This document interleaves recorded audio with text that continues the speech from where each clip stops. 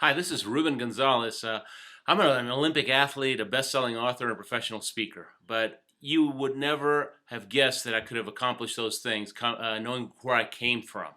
I was always the last kid picked for PE. I mean, it was terrible. You had the two captains choosing teams, and I was always the last one they picked. And the last captain always said the same thing. Oh, got to get Ruben again. I mean, the story of my life, right? But I had an Olympic dream. And when I was 21, I got really inspired. I saw Scott Hamilton win the gold medal in figure skating at the '84 Sarajevo Games, and he gave me hope. I thought, if that little guy can do it, I can too. And so when you got hope, yeah, and belief, right? My belief kicked in, and I already had the desire. I was ready to take action. I really was. And so I went to Lake Placid and took up the sport of luge. And they wouldn't take me at first. They said, "Man, you're way too old. You know, you should be 10 years old to start this, not 21." But I wouldn't take no for an answer because it's that belief and that desire thing. And 4 years and a few broken bones later, I was able to make it to the Olympics. Now, I didn't even realize I was doing this, but by going to Lake Placid, I put myself in a position where I had coaches, I had a system, I had people helping me and teaching me, and most importantly, I think, I had accountability. I had coach. You know, at the end of every run, you take a luge run, and at the bottom, you pick up the walkie-talkie and you talk to coach, and coach just saw you zip by 80, 90 miles an hour, and he tells you what you did wrong, and how you can improve. And then you go back upstairs and you change and you walk down to where coach is, and now you watch some of the other athletes going through there. And so now you're getting a visual, right, of seeing exactly where you wanted, where you should be and where you actually need to be steering. And then after that, we take another run. We do it about 5-6 times a day, and then afterwards we go back to the hotel and have dinner, and then we watch videos because the coaches are videotaping us as we go by. So now we got another visual of ourselves, and now you can really see what you did wrong. And so by putting myself into that system, I was able to every day do those little things that got me closer and closer and closer to my goal. And everybody asks me, "Ruben, gosh, you must have such incredible willpower, right? And fortitude, right? Internal fortitude, right? To do what you did." But no, I don't. Honestly, I don't think I've got any more willpower than anybody else. I had a lot of desire. I believed that I could do it. But more importantly, I had coaches that kept me accountable and made sure that I did those little tiny things every day that add up. And little things add up. I mean, that's one of the secrets of success. If you want to you want to sell more, each of those phone calls, those are the little steps that get you closer. You want to build a business, you build it one customer at a time. It doesn't happen all at once. You want to climb a mountain, it's one step at a time. You want to build a house, it's one brick at a time. So those little things. And the kicker is, most of us, life tends to distract us, right? Distract us and get in the way and get in between us and our goals. And unless we've got somebody there to remind us that, hey, come on, let's do it. Let's keep going. You're getting there one step at a time. We tend to forget. And 6 months go by, and a year go by, and 2 years go by. Then you look back and think, oh my gosh, I can't believe it. I just blew another year, right? Let me tell you a little bit about my speaking. I'm a shy guy. Nobody believes that because I turn it on up on stage. But I'm a shy guy. If you've ever seen me after or before the actual speaking engagement, you'll notice that I'm the wallflower. I kind of, I want to sit back, watch everybody else, listen. I'm more comfortable with a book than surrounded with a bunch of people. So you'd never think of somebody like me could be a speaker. Well, and I never took a speech class in school. I mean, to boot, I just never took a speech class because why? I'm afraid of people. Why should I take a speech class? So about 14 years ago, right before the Salt Lake City Olympics, this little kid, he asked me to be his show and tell project at school. And I thought, big deal. A bunch of fifth graders, probably 20 of them in a classroom. I'll be in and out of there in 5 minutes. And it's show and tell day. Everybody's showing something off, right? So I brought the sled. I brought the helmet, the Olympic torch. I mean, I was going to win show and tell, right? Everything's a competition for me. But I go to the school. Principal takes me to the auditorium, and there's 200 fifth graders sitting on the ground there. And he says, "You got 45 minutes. Have at them." And I'm totally unprepared. I didn't know what to do. And I just said a little prayer. I thought, what do I do now? And what I felt I needed to do was just tell them your story and give them some pointers that'll help them reach their goals. And afterwards, the principal, he gets in my face and he starts going, man, you're better than people we pay. You need to do this for a living. I said, what, you get paid for show and tell? He says, no, man, it's a speaking profession. And so he was so in my face about it that it got me thinking. I thought, you know what? I was just being myself. I was having fun, and who knows, maybe I can inspire some people to really go for it in life. So I quit my job selling copiers 3 days later because I believed, see that believe thing again, I believed. I thought, hey, I can sell a copier, I can sell a Ruben too. I'll just start hitting the phones. And I built a business by cold calling. And I still cold call. I do it every day. I mean, that's what you do in business. But when I try to do it by myself, it turns out that, I could tell a good story on stage. I can turn it on, get excited, because it's like reliving the Olympics for me. That's why I get so excited. But I didn't know how to build a business. And so 6 months went by. I'm trying to do it on my own. And after 6 months, I was on food stamps. I mean, that's what happened. And so I realized, oh my gosh, I'm not even taking my own advice. I got to find a coach. And so I found a man. His name is Jim Jacobus. And at the time, he'd been speaking professionally for 12 years. He was very successful, and he knew what he was doing. He lived in the house that I wanted to live in. And man, if things kept going the way I was doing it, I'd probably be living in a box, right? So I wanted to live in his house. I wanted to drive his car. He had fruit on the trees. So I went up to him, and I asked him, hey, would you teach me? Would you be my mentor? And he agreed. After a while, he agreed to meet with me once a month. And for lunch or for a cup of coffee. Actually, he wanted lunch. I told him, man, I can only afford to buy you coffee, okay? But he agreed to meet me once a month. He said, bring a pad of paper with a bunch of questions, okay? You got me for an hour. After an hour, I'm going to give you an assignment. Next time we meet, if you haven't done your assignment, it's all over, because I don't want eternal learners. I want doers, right? I want people going to make me proud. And I said, man, I'll do it. If you say I got to shave my hair and wear a lipstick and it'll make me a better speaker, man, let's do it right now, right? And we started doing it. And again, I didn't even realize I was doing this, but I put myself into a position where I had a coach that was giving me the steps, was answering my questions, and was keeping me accountable, because if I didn't do that assignment, it was going to be all over. So I made sure to do what I needed to do. See, so it wasn't willpower. I was getting people to help me do what I needed to do. And so first thing he tells me to do is that he says, Ruben, I don't care if you're a 10-time Olympian. Unless you write a book, no one's going to take you seriously, because an author is considered the authority of his subject, right? He wrote the book on it. That book will open up doors. It'll set you up as an expert. He just get going on and on and on about that book.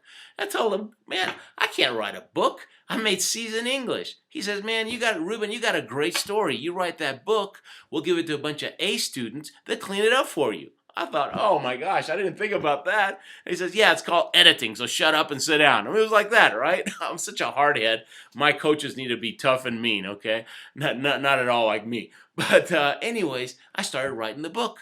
And after a few people went over it and cleaned up the grammar, that book, The Courage to Succeed, it went bestseller. It's been translated to a bunch of languages. I mean, it's opened up doors. I just got a speaking engagement in Poland from somebody that read the Polish translation of my book. Right? If it had been up to me, I would have let that C mentality keep me from even trying. But see, somebody that's got a little bit more experience, they can see things. What seems like a huge obstacle to you is just a piece of cake for them, because they know how to do it. So that's the quick story of how I got to go to the Olympics, right? And how I did the speaking and then the book. Okay, but let me tell you one more.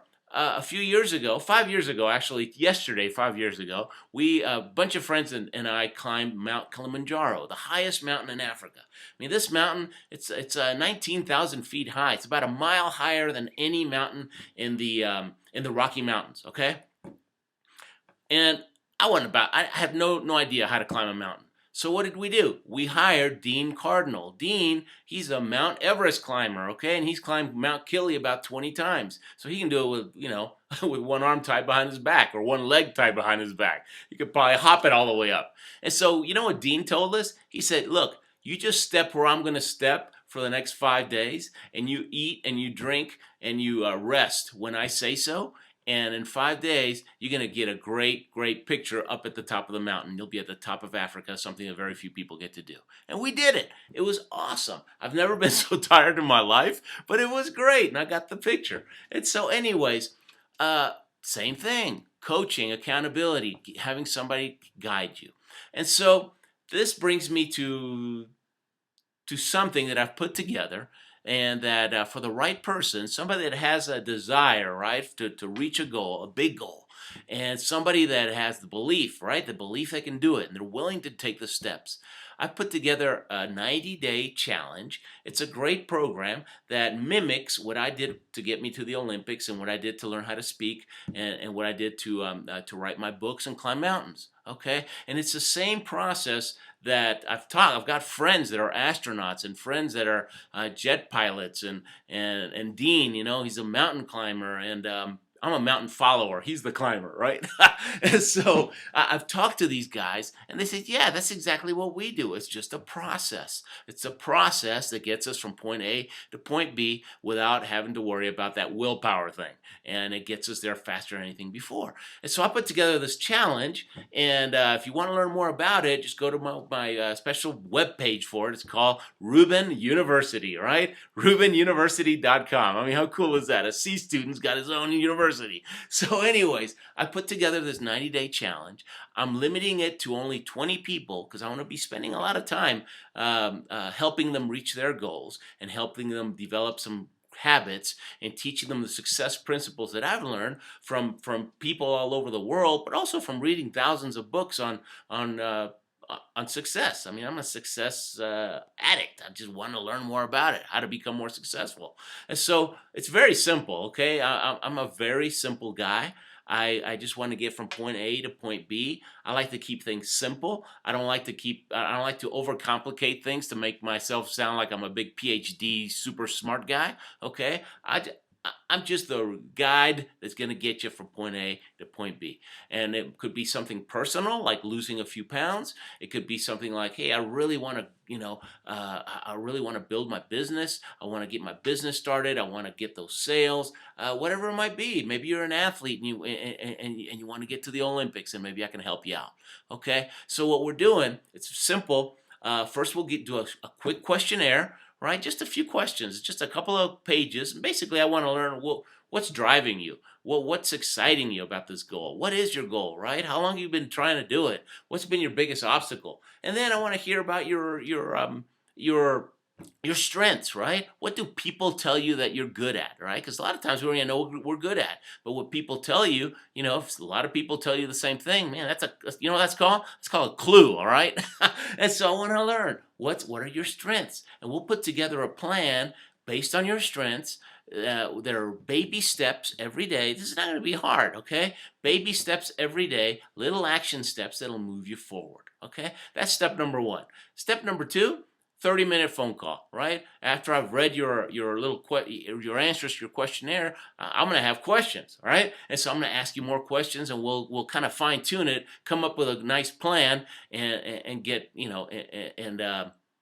and feel good that we have a plan, right? The plan gives you just gives you confidence. It really does. That hey, we can do it, right?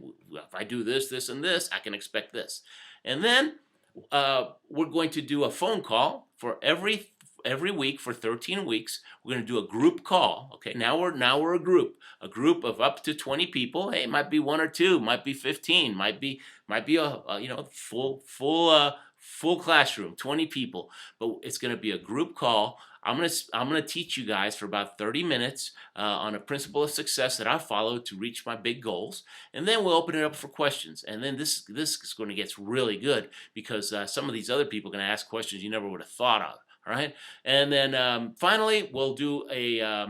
This is not one-on-one coaching, right? Besides that first 30 minutes that we did to put together the plan, we're only going to talk once a week, right? When we're doing the Q&A portion of the calls. But you get to ask me 2 email questions a week, right? You come across a stumbling block, you got a question, whatever it might be, you can ask me 2 questions a week via email. but you can't save them up for the last week. I can't do 40 questions the last day, okay? So if you don't ask them, you'll lose them, all right? You snooze, you lose. And then finally, we'll even put together a Facebook page that's going to have any of the attendees, any of the students, right, the success students that want to be part of this Facebook page. It's just going to be limited to us and to people from other classes in the future. It's going to get bigger and bigger and bigger. And it's going to be a community of high achievers that can help each other out. You might meet some people there that you know, help you immensely to reach your goal. You also get some tickets to some great seminars, and most importantly, you know, you get that good feeling that, hey, I am actually doing this, right? I am actually moving forward, and I'm doing it. And as far as the accountability, very simple, all right? I like to keep it simple. So every day you shoot me an email that's going to say one of two things, either done or not done, okay? And if it didn't get done, I don't want to hear the excuse, all right? I don't tolerate excuses. I don't want to hear it, all right? If it didn't get done, then I'm going to send you an email the next day